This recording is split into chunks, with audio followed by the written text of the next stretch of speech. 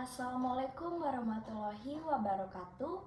Perkenalkan, nama saya Agnes Fania Cahya Mulia Devi dari Program Studi Perencanaan Wilayah dan Kota, Fakultas Teknik Universitas Diponegoro.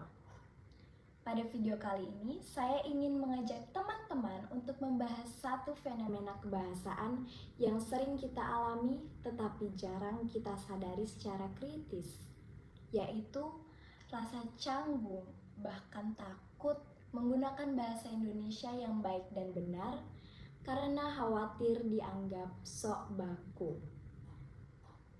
Fenomena ini sering muncul dalam kehidupan sehari-hari, baik di lingkungan kampus, pertemanan, maupun di media sosial. Padahal bahasa Indonesia baku merupakan bahasa resmi dan identitas kita sebagai bangsa. Melalui video ini, saya akan menyampaikan pandangan mengenai mengapa fenomena ini terjadi, dampaknya, serta sikap yang seharusnya kita ambil sebagai penutur bahasa Indonesia. Jika kita perhatikan, banyak dari kita merasa lebih nyaman menggunakan bahasa yang santai, singkat, dan bercampur dengan bahasa gaul atau bahasa asing. Dalam percakapan sehari-hari, terutama di lingkungan pertemanan, bahasa yang ringkas dan tidak baku dianggap lebih akrab. Namun, ketika seseorang mulai berbicara dengan struktur kalimat yang rapi, pilihan kata yang tepat, dan intonasi yang teratur, seringkali muncul penilaian sosial tertentu. Tidak jarang orang tersebut dianggap terlalu formal, kaku, atau bahkan dicap ingin terlihat pintar atau merasa lebih unggul dari orang lain. Fenomena ini bisa kita temukan di berbagai situasi, misalnya saat diskusi kelas, presentasi kelompok, atau komunikasi melalui pesan singkat yang bersifat semi formal. Banyak orang sebenarnya mengetahui bentuk bahasa yang tepat, tetapi memilih untuk tidak menggunakannya demi menyesuaikan diri dengan lingkungan. Akibatnya, bahasa baku seolah hanya menjadi bahasa buku teks dan ujian, bukan bahasa yang hidup dan digunakan secara nyata. Padahal, bahasa Indonesia baku dirancang justru untuk mempermudah komunikasi dalam situasi resmi dan akademik. Fenomena ini menunjukkan adanya pergeseran sikap terhadap bahasa Indonesia di mana ketepatan, kejelasan, dan kaidah bahasa tidak lagi menjadi prioritas utama dalam praktik sehari-hari. Ada beberapa faktor yang menyebabkan munculnya rasa takut dianggap sok baku dalam menggunakan bahasa Indonesia. Yang pertama, ada pengaruh lingkungan sosial. Bahasa sangat dipengaruhi oleh kebiasaan bersama. Ketika lingkungan sekitar terbiasa menggunakan bahasa yang santai, maka penggunaan bahasa baku dapat terasa asing dan menimbulkan rasa tidak nyaman bagi penuturnya. Yang kedua, ada budaya media sosial yang mengutamakan kecepatan dan kepraktisan. Dalam ruang digital, bahasa sering dipersingkat, disederhanakan, bahkan mengabaikan struktur kalimat demi efisiensi. Kebiasaan ini kemudian terbawa ke komunikasi lisan maupun tulisan formal. Yang ketiga, adanya stigma bahwa bahasa baku identik dengan kekakuan. Banyak orang beranggapan bahwa bahasa yang baik dan benar hanya cocok untuk pidato, resmi, atau dokumen negara, bukan untuk komunikasi sehari-hari yang dinamis. Yang keempat, ada kurangnya kebiasaan dan latihan. Karena jarang digunakan, bahasa baku terasa sulit dan canggung. Padahal kemampuan berbahasa akan meningkat jika terus dilatih secara konsisten. Yang kelima, ada minimnya keteladanan dalam menggunakan bahasa Indonesia yang baik di ruang publik. Ketika figur publik, media, dan lingkungan pendidikan tidak secara konsisten menampilkan bahasa yang tepat, maka masyarakat pun cenderung menirunya.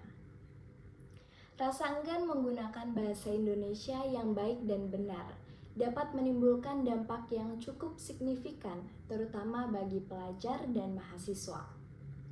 Salah satu dampaknya adalah menurunnya kemampuan berbahasa formal. Banyak mahasiswa yang merasa kesulitan saat menulis laporan, makalah, atau karya ilmiah karena tidak terbiasa menyusun kalimat yang efektif dan sesuai kaidah. Sebagai contoh sederhana, masih sering ditemukan penggunaan kalimat yang terlalu panjang tanpa struktur yang jelas, penggunaan kata penghubung yang tidak tepat, atau percampuran bahasa baku dan tidak baku dalam satu paragraf.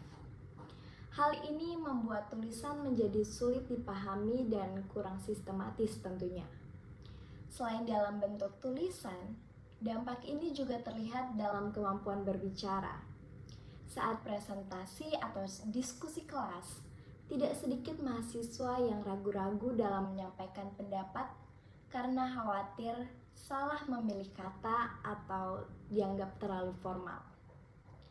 Akibatnya, pesan yang disampaikan secara lisan maupun tulisan berpotensi menjadi kurang efektif.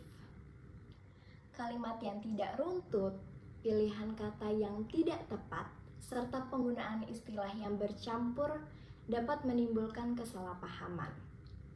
Dalam jangka panjang, jika sikap ini terus dibiarkan, bahasa Indonesia beresiko kehilangan fungsinya sebagai bahasa ilmu pengetahuan, bahasa pendidikan, dan bahasa resmi yang bermartabat. Penting untuk dipahami bahwa menggunakan bahasa Indonesia yang baik dan benar tidak berarti kita harus selalu kaku dalam setiap situasi. Bahasa memiliki berbagai ragam yang dapat digunakan sesuai dengan konteksnya. Yang perlu kita latih adalah kemampuan menyesuaikan bahasa dengan situasi komunikasi. Dalam percakapan santai bersama teman, penggunaan bahasa informal tentu wajar. Namun, dalam situasi akademik, presentasi, diskusi ilmiah, maupun komunikasi resmi, bahasa baku seharusnya menjadi pilihan utama.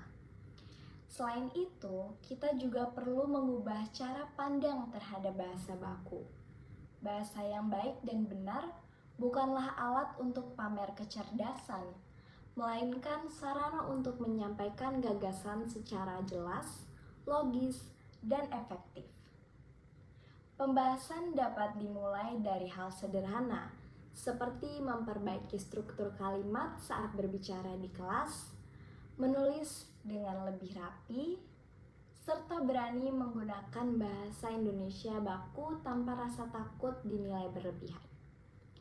Dengan sikap yang bijak dan konsisten, bahasa Indonesia dapat lebih hidup, berkembang, dan digunakan secara bermartabat sebagai bahasa nasional. Jika kita refleksikan lebih jauh, rasa takut terlihat sok baku sebenarnya berkaitan erat dengan kepercayaan diri. Kita seringkali lebih fokus pada penilaian orang lain dibandingkan pada kejelasan pesan yang ingin kita sampaikan.